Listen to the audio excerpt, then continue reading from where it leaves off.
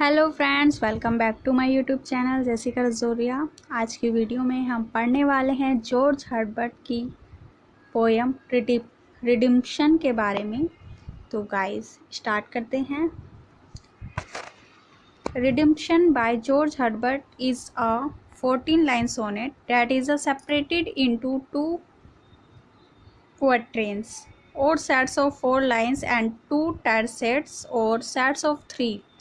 The lines follow a structure and consistent rhyme scheme of AB AB CD CD E F F E G G. This pattern of rhyme as well as the formatting of quatrains and tercet is unusual. Redemption makes use of elements of both Shakespearean or English sonnet as well as Petrarchan or Italian sonnet. For example, the first two quatrains follow the rhyme scheme of a Shakespearean sonnet. The lines generally conform to a pattern of iambic pentameter, something that is common within both sonnet forms. This means that the majority of lines contains 5 sets of 2 beats. The first of these is unstressed and second stressed. There are moments though in which the emphasis changes to something called an anapaest. This occurs when two unstressed syllables come before a stressed. Whenever this change occurs, it's through an unavoidable variance in the rhyme of the text. तो guys इस para की हम Hindi summary देख लेते हैं। George Herbert.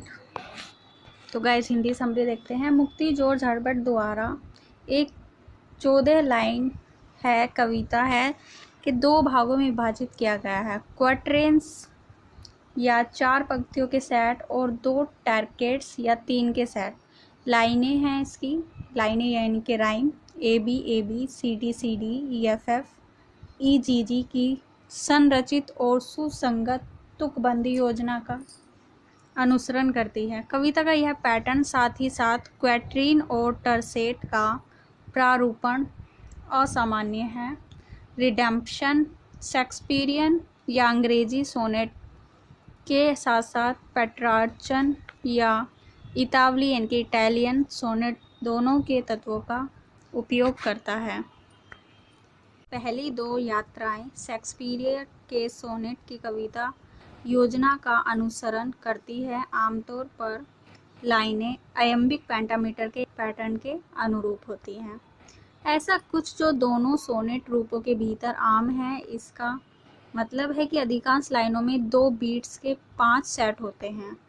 इनमें से पहला अस्थिर है और दूसरा तनावग्रस्त है। हालांकि ऐसे क्षण होते हैं जिनमें जोर किसी चीज़ को बदल देता है, जैसे एनापेस्ट कहा जाता है। यह तब होता है जब एक तनाव से पहले 2 अस्थिर सिलेबल्स आते हैं। जब भी यह परिवर्तन होता है, यह पाठ की लय में एक अपरिहार्य रिंच को फेंकता है। तो गाइस नेक्स्ट देखते हैं समरी ऑफ रिडेम्पशन। रिडेम्पशन की समरी देखते हैं। पहले हम इंग्लिश में देखेंगे और फिर हिंदी में। Redemption by George Herbert speaks on one man's long journey to find God amongst the secular and therefore the ability to start a new life. The poem begins with the speaker stating that for a long time he has been the tenant of a great lord.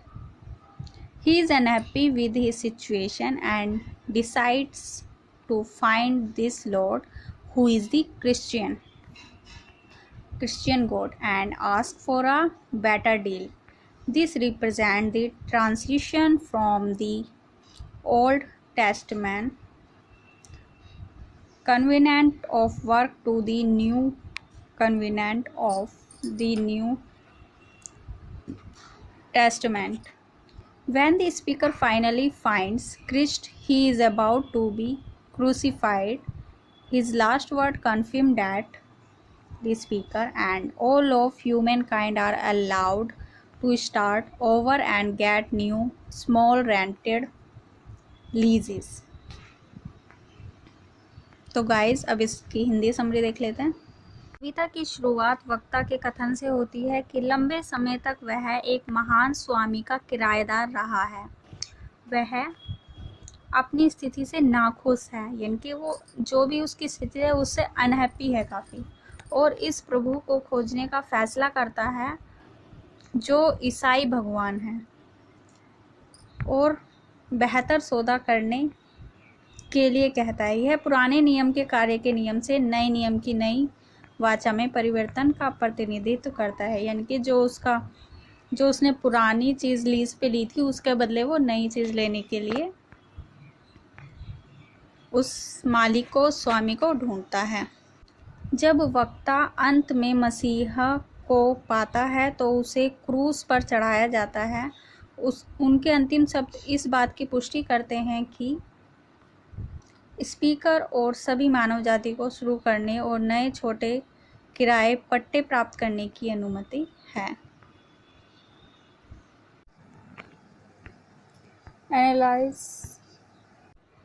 Analyze of redemption. Stanza 1. Having been tenant long to a rich lord, not thriving, I resolve to be bold and make a suit unto him to afford a new small rented lease and cancel the old. तो इस para में यही कहा गया है कि मतलब जो उसने पुरानी ज़मीन जो भी लीज पर ली थी उसके बदले वो नई लेना चाहता है। बाकी इसकी अच्छे से समरी हम करेंगे इस पैरा के बाद। तो guys, in the first line of this text begins by stating that he is a tenant of a rich lord. He has been in the possession for a long time but is not thriving. The close positioning of the rich lord and the word not thriving immediately inform the reader that the speaker believes these two things are connected. He is unhappy in his tenancy and is seeking to make a change. The following lines explain what he is going to do and how he is going to do it. Before progressing into the poem further, it is important to note that there is an underlying second meaning to the text. The speaker is discussing land, but through the eyes of one seeking salvation. The rich lord is a representative of the God to whom he is going to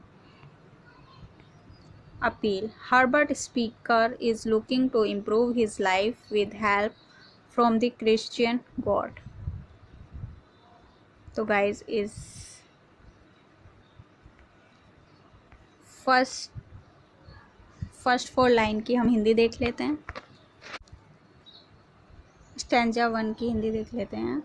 एक अमीर स्वामी के किराएदार लंबे समय तक रहे संपन्न नहीं। मैं बोल्ड होना चाहता हूँ और उसके लिए एक सूट बनाओ। वहन करने के लिए एक नया छोटा किराए का पट्टा और पुराने को रद्द करो। इस पाठ की पहली पंक्तियों में वक्ता यह कहते हुए शुरू होता है कि वह समृद्ध स्वामी का किराएदार है। वह लंबे समय से इस औषधि में है लेकिन संपन्न नहीं है। अमीर स्वामी की नज़दीकी स्थिति और शब्द संपन्न नहीं तुरंत पाठक को सूचित करते हैं कि स्पीकर का मानना है कि ये दो चीज़ें जुड़ी हुई हैं। वह अपने कार्यकाल में नाखुश है और एक बदलाव लाने की कोशिश कर रहा है। निम्न पंक्तियां बताती हैं कि वह क्या करने जा रहा है और वह कैसे करने जा रहा है। कविता में आगे बढ़ने से पहले ये ध्यान रखना महत्वपूर्ण है कि पाठ का एक अंतर्निहित दूसरा अर्थ है। वक्ता भूमि पर चर्चा कर रहा है, लेकिन मोक्ष चाहने वाले की आंखों के माध्यम से। अमीर स्वामी भगवान का एक प्रतिनिधि है जिसे वह अपील करने जा रहा है। हर्बर्ट का वक्ता ईसाई भगवान की मदद से अपने जीवन को बेहतर बनाना चाहता है। कि सारे स्टैंजा जो हैं 14 वो सारे इंग्लिश में डिस्कस कर लेते हैं, फिर उसकी हिंदी ट्रांसलेशन देख लेंगे। तो गाइज स्टैंजा 2 है, in heaven at his manor I him sought, they told me there that he was lately gone about some land which he had dearly bought long since on earth, or take possession. In the second stanza of Redemption, the speaker begins by trying to find the Lord of the land. He must seek him out in heaven at his manor. So different are their lives that the speaker must leave his mundane life behind and travel to a heaven-like manor.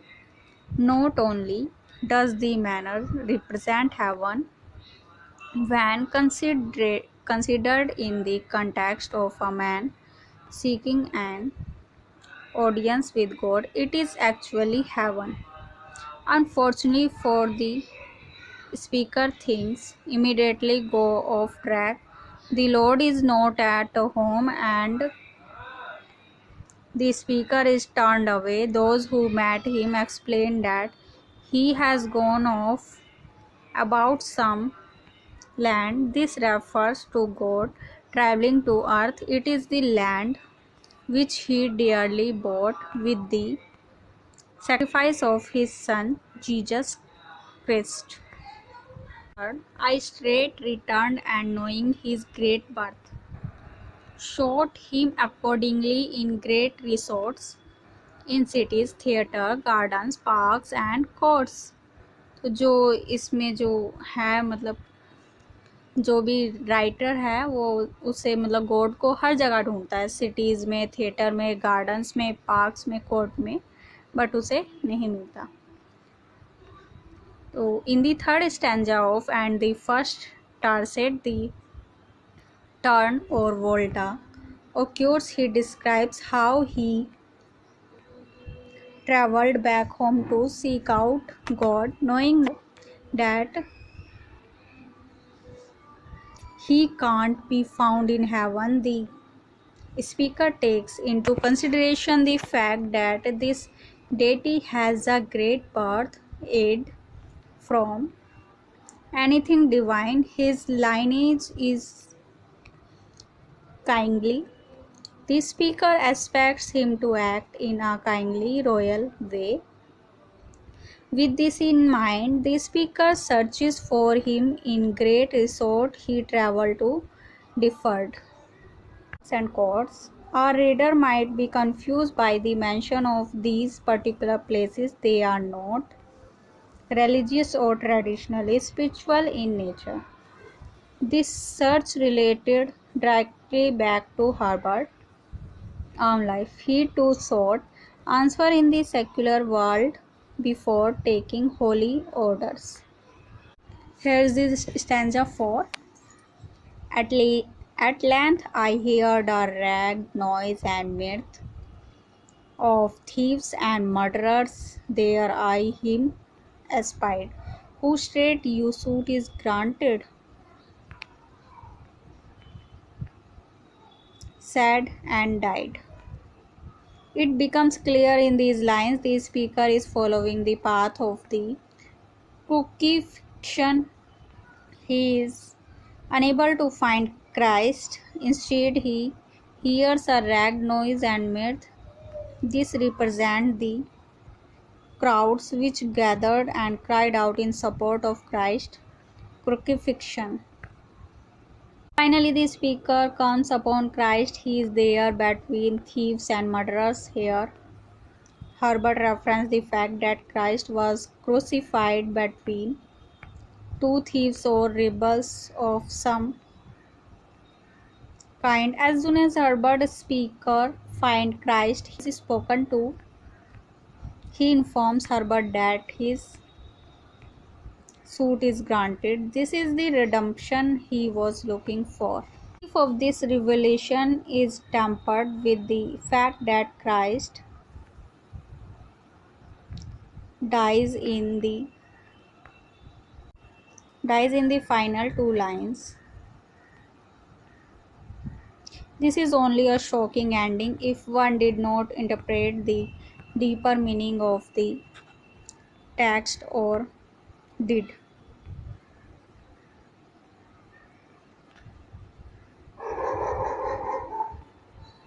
not know how the crucifixion scene in the Bible ended. तो guys अब इसकी हम Hindi summary देख लेते हैं. Here is the stanza 2 summary. स्वर्ग में उसकी जागीर में मैंने उसे चाहा. उन्होंने मुझे बताया कि वह हाल ही में गए थे कुछ ज़मीनों के बारे में जो उसने महंगी खरीदी थी पृथ्वी पर लंबे समय से अधिकारी होने के लिए. E.M. मोचन के दूसरे श्लोक में वक्ता भूमि के स्वामी को खोजने की कोशिश करने शुरू होता है. उसे अपने जागीर से स्वर्ग में तलाश करना चाहिए, इसलिए उनके जीवन अलग हैं. स्पीकर अपने सांसारिक जीवन को पीछे छोड़ देना चाहता है. स्वर्ग जैसी मनोर की यात्रा करनी चाहिए ऐसा सोचता है. न केवल मनोर स्वर्ग का प्रतिनिधित्व करता है. जब भगवान के साथ दर्शकों की तलाश करने के लिए व्यक्ति के संदर्भ में विचार किया जाता है तो यह वास्तव में स्वर्ग है. मैं सीधे लौटा और उसके महान जन्म को जानकर उसके अनुसार महान रिसोर्ट्स में खरीदा, शहरों, सिनेमाघरों, उद्यानों, पार्कों और अदालतों में. तीसरे श्लोक में पहला टर्सरे टर्न या वोल्टा होता है. वह वर्णन करता है कि कैसे वह भगवान की तलाश में करने के लिए घर वापस आया, यह जानकर कि वह स्वर्ग में नहीं है. वक्ता इस तथ्य को ध्यान में रखता है कि इस देवता का महान जन्म है, किसी भी परमात्मा से सहयोगी, उसका वंश राजा है. स्पीकर को उम्मीद है कि वह राजसी शाही तरीके से काम करेगा. इसे ध्यान में रखते हुए स्पीकर ने उन्हें महान रिपोर्टर्स में खोजा. वह हवाले, थिएटर, पार्कों और अदालतों की यात्रा करता है. पाठक इन विशेष स्थानों के उल्लेख से भ्रमित हो सकता है. वे प्रकृति में धार्मिक व पारंपरिक रूप से आध्यात्मिक नहीं है. यह खोज सीधे हर्बर्ट के अपने जीवन से संबंधित है. उन्होंने पवित्र आदेश से पहले धर्मनिरपेक्ष दुनिया में भी जवाब मांगे. तो इसमें जो पाठक है वो इसलिए भ्रमित हो रहा है क्योंकि जो गॉड है वो सिनेमा घरों में या फिर पार्क में कहाँ मिलेगा, वो तो धार्मिक स्थानों पर ही मिलेगा ना. तो नेक्स्ट स्टैंजा की हिंदी देख लेते हैं. स्टैंजा 4. लंबाई में मैंने एक चीर फाड़ और शोर सुना, चोरों और हत्यारों की. वहाँ मैंने उसकी जासूसी की. कौन सीधे आपका सूट दी गई है कहाँ और मर गया. इन पंक्तियों में स्पष्ट हो जाता है कि वक्ता क्रूस के रास्ते का अनुसरण कर रहा है. क्राइस्ट को खोजने में असमर्थ है, इसके बजाय वह सुनता है एक शोर और शोर. यह उन भीड़ का प्रतिनिधित्व करता है जो मसीहा के सूली पर चढ़ने के समर्थन में एकत्रित हुई और रो पड़ी. अंत में वक्ता मसीहा पर आता है. वह वहाँ है चोरों और हत्यारों के बीच. यहाँ हर्बर्ट ने इस तथ्य का संदर्भ दिया है कि मसीहा को दो चोरों या किसी प्रकार के विद्रोहियों के बीच क्रूस पर चढ़ाया गया है. जैसे ही हर्बर्ट के वक्ता को मसीह का पता चलता है, उससे बात की जाती है. वह हर्बर्ट को सूचित करता है कि उसका सूट दिया गया है. यह वह मोचन है जिसकी उसे तलाश थी. इस रहस्योद्घाटन की राहत इस तथ्य के साथ मिलती है कि मसीहा अंतिम दो पंक्तियों में मर जाता है. यह केवल एक चौंकाने वाला अंत है यदि कोई व्यक्ति पाठ के गहरे अर्थ की व्याख्या नहीं करता है या यह नहीं जानता है कि बाइबल में क्रूस का दृश्य कैसे समाप्त हुआ. तो गाइज़ वीडियो यहीं ख़त्म होती है। अगर आपको और भी किसी पोएम की ट्रांसलेशन चाहिए तो प्लीज़ कमेंट बॉक्स में ज़रूर बताएं, और आपको वीडियो पसंद आया तो लाइक ज़रूर करें। थैंक्स फॉर वॉचिंग गाइस, मिलते हैं नेक्स्ट वीडियो में।